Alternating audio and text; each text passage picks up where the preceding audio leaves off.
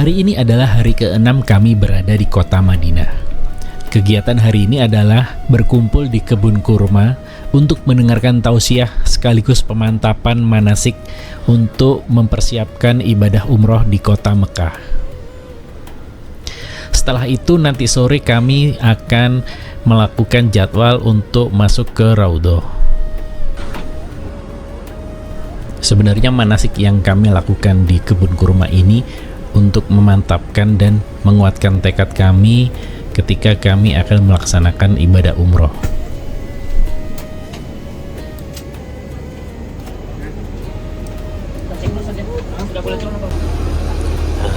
Teman-teman, kali ini aku coba shoot ini posisi kemudi dari bis yang aku naiki.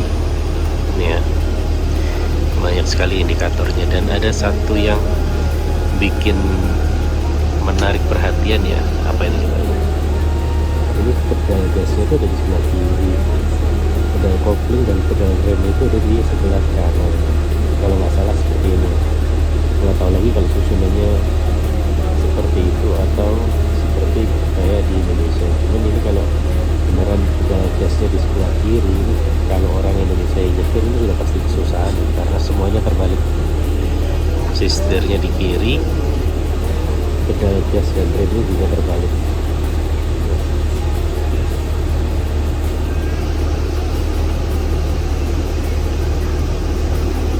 Selain itu juga banyak sekali panel-panelnya yang berupa tombol fisik ya. Instrumennya ini untuk AC dan 18 derajat.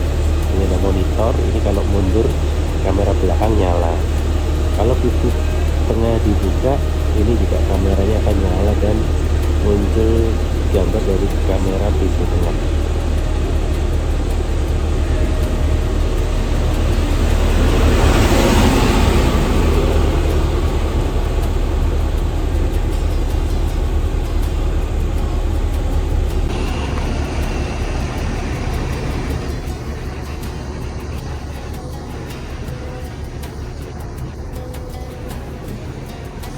Nah, di kebun kurma ini selain kita nanti akan mendengarkan manasik dan tausiah, di akhir nanti kita juga bisa berbelanja oleh-oleh maupun kurma di sekitar sini. Ini di sebelah kiri ini sudah banyak orang yang berjualan makanan maupun oleh-oleh, baik itu sajadah, tasbih, baju, itu banyak sekali ya di sini. Nah, ini kedatangan kami disambut oleh para ustadz yang sudah berkumpul di lokasi dan juga ada tabuhan musik yang mengiringi kedatangan kami.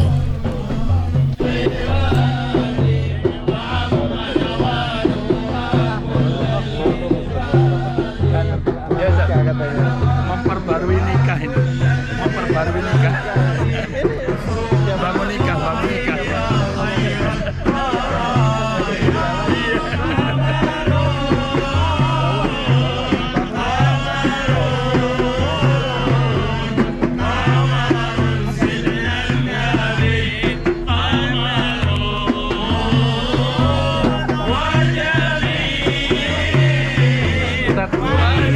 Terima kasih banyak.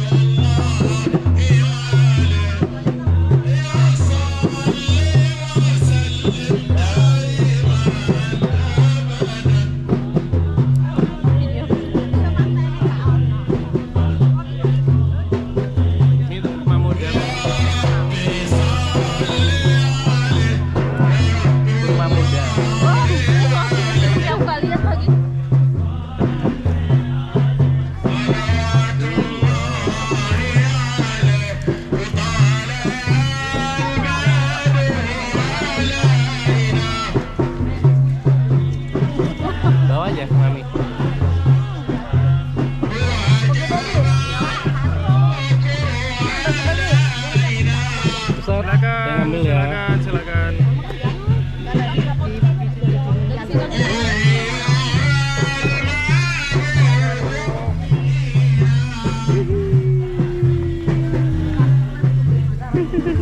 Ustaz. Diambil lagi. Oh, yang kecil aja. Oh, yang dikit aja Ustaz. Ini aja yang peretelan aja Ustaz. Terima kasih. Kalau teman-teman lihat di sini, kami disuguhkan makanan khas sini ya. Jadi ini adalah kurma muda tepatnya ya. Jadi warnanya agak kuning-kuning gitu. Terus kalau dimakan itu rasanya krenyes-krenyes gitu, kayak buah sawo. Sepintas itu kayak buah sawo, dan enak lagi itu kalau sudah dimasukkan ke freezer. Jadi agak keras dikit, itu dimakan itu enak banget. Cuman sayangnya kurma muda ini nggak bertahan lama ya teman-teman. Jadi mungkin 2-3 hari kalau dibiarkan di suhu ruangan itu sudah agak ini lunak ya, agak lunak. Jadi sudah nggak seenak ketika masih fresh.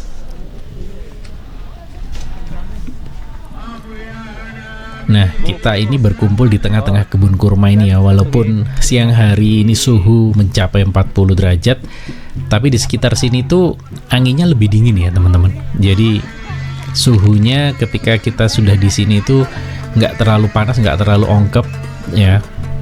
Di samping itu kita juga ada kipas angin juga.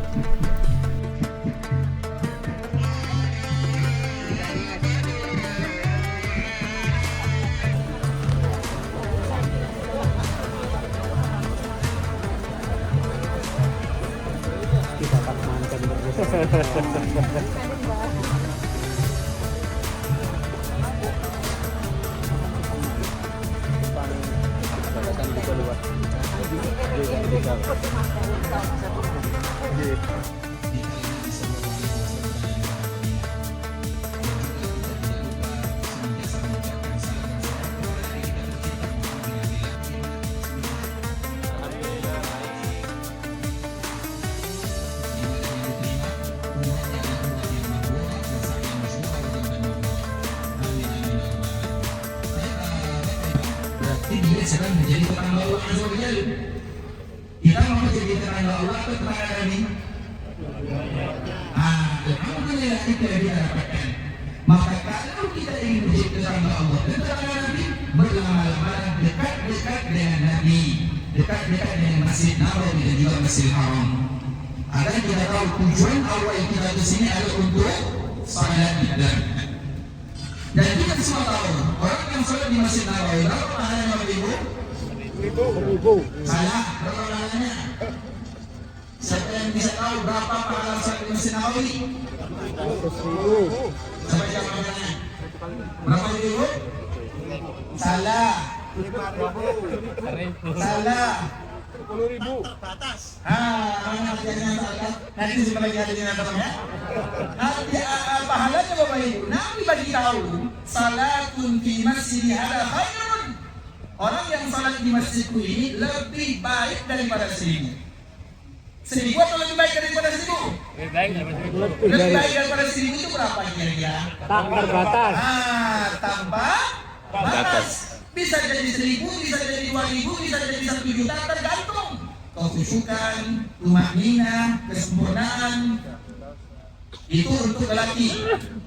Kalau untuk perempuan berapa pahalanya? Sama tidak terbatas ya? Masya Allah bagus, itu dia pahalanya. Sama juga, laki dan perempuan sama. Hanya saja Bapak Ibu, untuk perempuan itu dimanapun mereka salat itu sempurna dan terbaik. Nabi Sulaiman bertanya, kamu siapa? Malaikat mau mengatakan, saya malaikat mau. Apa tujuanmu datang? Aku hanya ingin mengucapkan salam.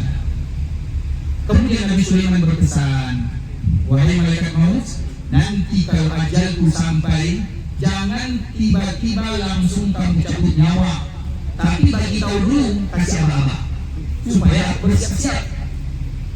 Kemudian setelahnya malaikat maut pergi, Nabi Sulaiman bekerja. Labbaik la syarika lak labbaik innal hamda wa ni'mata lak wal mulka la syarika lak wal mulka la syarika Wahai Allah, kami datang memenuhi panggilanmu. Kami rindu Baitullahmu, kami rindu Madinahmu, kami rindu Baitullah. Teman-teman yang sudah pernah umroh maupun yang belum pernah umroh, kalau mendengar kalimat-kalimat talbiyah ini rasanya itu seperti terpanggil ya teman-teman. Jadi hati kita itu rasanya seperti dipanggil, keinginan kita itu tiba-tiba meningkat untuk segera beribadah ke tanah suci. Suatu saat kalau teman-teman sudah lama nggak lihat video-video umroh, nggak lama lihat video-video tentang Masjidil Haram, suatu saat ketika mendengarkan talbiyah ini rasanya itu seperti panggilan ya. Jadi kita itu rasanya dipanggil, kapan kita mau ke sana lagi, kapan kita mau ibadah lagi. Itu rasanya itu seperti dipanggil-panggil teman-teman. Jadi saya doakan semoga teman-teman yang melihat video ini, baik yang belum pernah maupun yang sudah pernah, agar segera bisa beribadah lagi ke tanah suci, bisa berangkat lagi, terpanggil lagi ke tanah suci. Amin ya robbal alamin.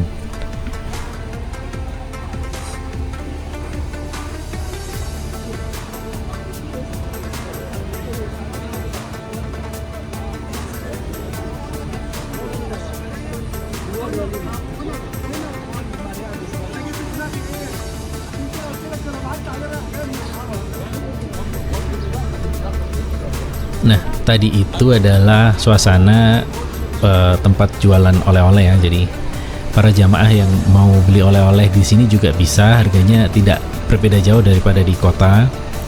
Nah, kalau tempat ini adalah pusat kurma ya. Jadi ada berbagai macam jenis kurma yang dijual di sini. Selain kurma, ada juga coklat, beberapa jenis coklat yang dijual di sini. Biasanya kalau rombongannya itu bareng ya sama rombongan-rombongan lain, itu tempat ini ramai banget. Jadi waktu sebelumnya dulu itu saya pernah kesini tuh dan tempatnya benar-benar penuh banget.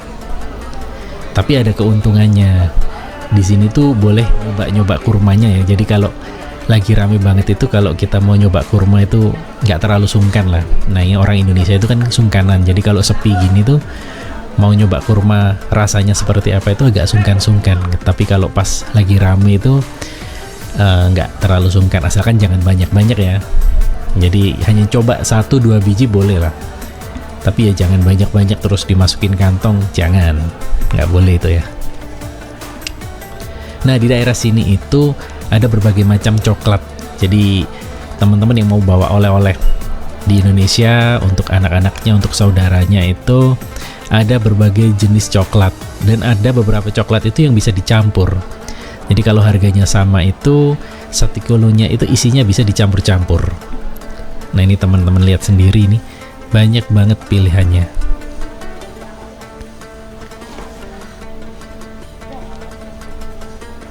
Coklat-coklat di sini tentunya belum tentu ada di Indonesia ya.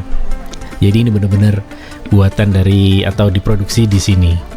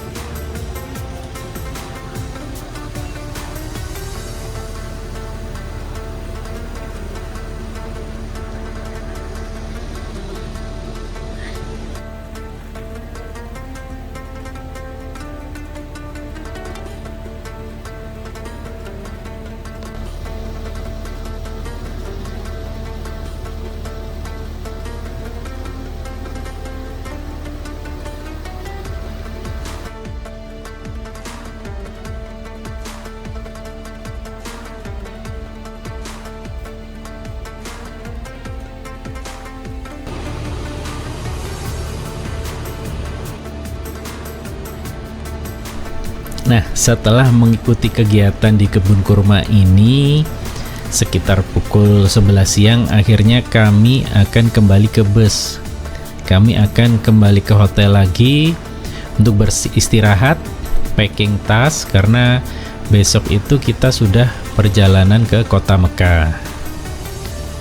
Di sini sudah menunjukkan pukul 11 ya. Tapi masih sepi ya teman-teman. Jadi kalau dilihat dari parkirannya ini di daerah belakang ini nggak terlalu ramai Mas Yan. Jadi hanya ada beberapa bis aja. Mungkin juga mereka ada kegiatan juga di sini. Jadi bisnya belum terlalu banyak ya jamaahnya. Tetapi juga pada saat musim panas seperti ini memang untuk jamaah umroh itu memang tidak banyak ya teman-teman. Beda dengan ketika musim dingin. Ketika musim dingin itu jamaahnya itu banyak banget, orang yang sedang melakukan ibadah umroh itu sangat-sangat banyak karena cuacanya dingin, nggak terlalu panas.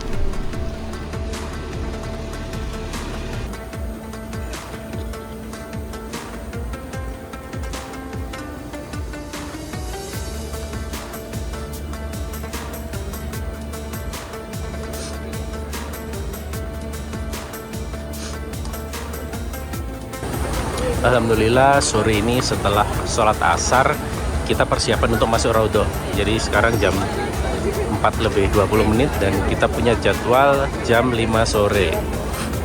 Ini para jamaah mulai persiapan untuk mengecek barcode-nya apakah sudah keluar apa belum. Dan alhamdulillah ini semua sudah keluar semua. Sebentar lagi kita bergerak menuju antrian di pintu Raudhah.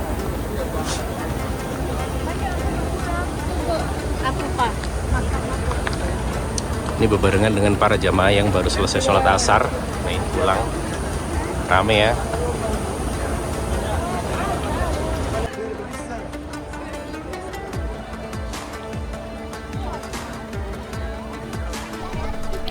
Menjelang pukul 5 sore kami sudah menuju ke area Raudhah. Jadi kami bersiap sebelum pukul 5 agar bisa masuk dahulu.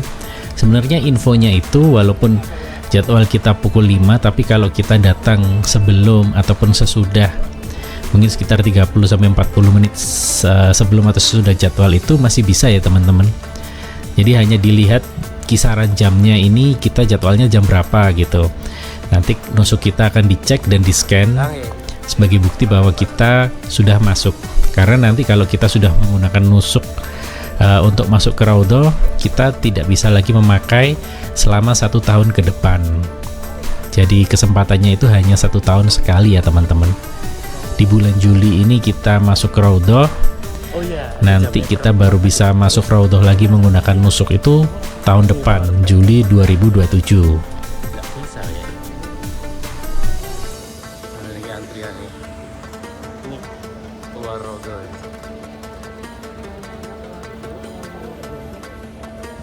Barcode-nya disiapkan, barcode. Barcode.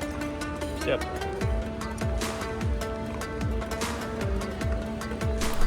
Di sini setelah saya scan barcode, saya udah dapat izin untuk masuk. Saya langsung bergegas masuk lebih dulu ya teman-teman. Jadi saya ingin ada di antrian paling depan. Kenapa? Karena ketika masuk itu nanti akan rebutan. Semuanya pengen berada di soft terdepan di area Raudhah. Jadi kalau mau yang paling depan, kita harus berada di antrian yang paling depan ya dalam satu rombongan ya teman-teman. Nah di depan kita itu rombongan-rombongan selanjutnya, dan saya posisinya ada di rombongan pertama di antrean yang pertama.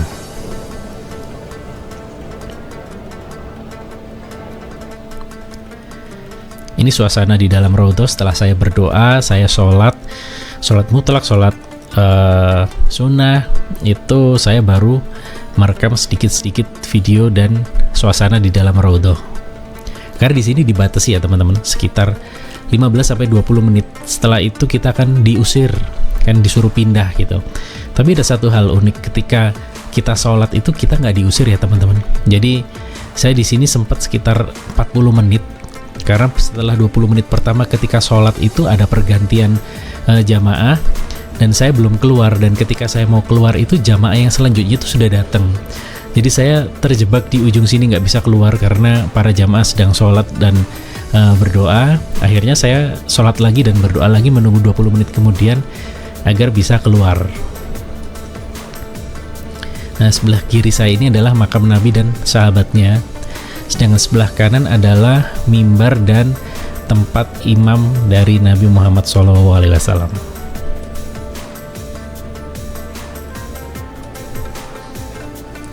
Yang di seberang saya itu rame-rame itu adalah para jamaah yang ziarah Nabi. Jadi tidak melalui pintu Raudhah, tapi melalui pintu yang lain ya teman-teman. Jadi hanya lewat saja, tidak bisa sholat, tidak bisa berhenti di situ. Nah, ini saya berusaha untuk keluar agar bisa bergantian dengan jamaah yang lain. Tapi juga agak susah juga gitu, karena banyak orang masih sholat juga gitu.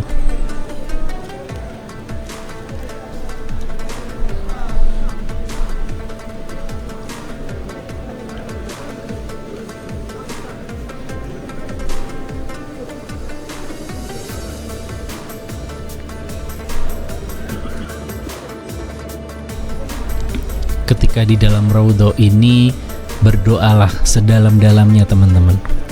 Ceritakan, curhatlah, minta maaf, minta ampunan sedalam-dalamnya.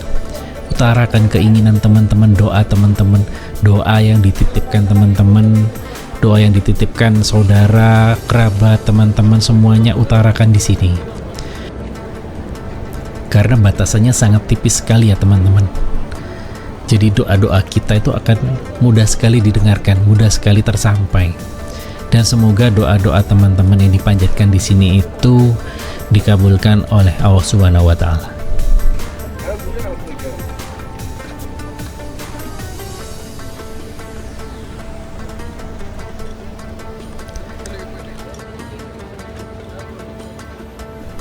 Setelah ini kami kembali ke hotel untuk persiapan packing, baik dari barang-barang kami, dari baju-baju kami, untuk berangkat ke kota Mekah. Karena koper kami banyak, jadi barang-barangnya harus benar-benar di packing agar mudah untuk dibawa.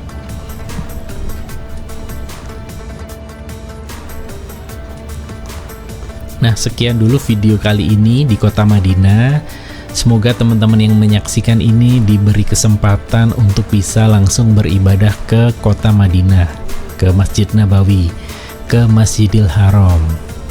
Sampai ketemu di video selanjutnya, perjalanan dari Madinah ke kota Mekah. Assalamualaikum warahmatullahi wabarakatuh.